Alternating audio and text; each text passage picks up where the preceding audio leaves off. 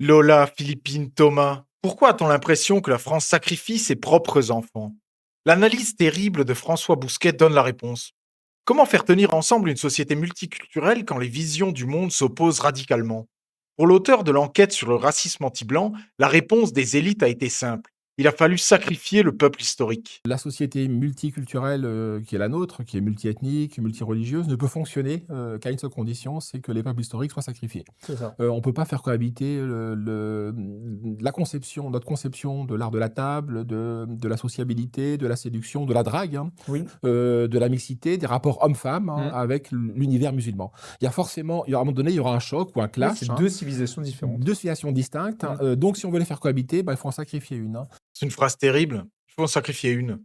Mais soyons honnêtes, c'est très dur de le contredire quand on ouvre les journaux. Ce clash civilisationnel, ce sacrifice pour acheter le silence et la paix sociale dans les quartiers, il porte aujourd'hui des prénoms. Il s'appelle Lola, massacré par une OQTF.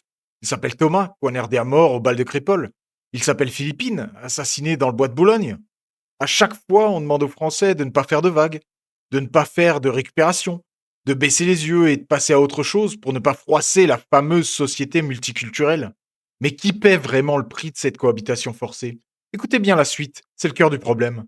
Oui. Et ce qu'on sacrifie, c'est le petit blanc. Moi, je fais une distinction entre le grand blanc et le petit blanc.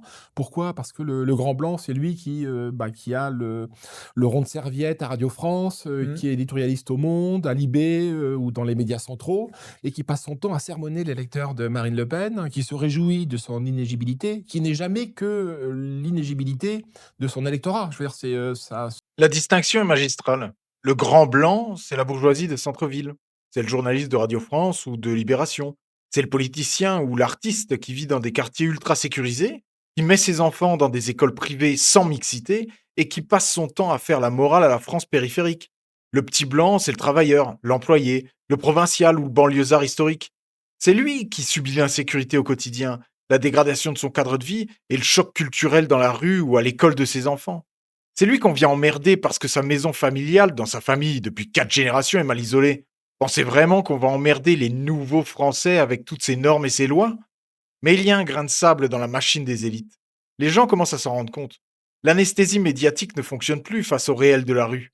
Les classes populaires voient bien qu'elles sont les grandes perdantes de cette idéologie et qu'on les méprise dès qu'elles osent voter différemment. La question maintenant est de savoir ce que les Français de souche vont faire face à cette prise de conscience.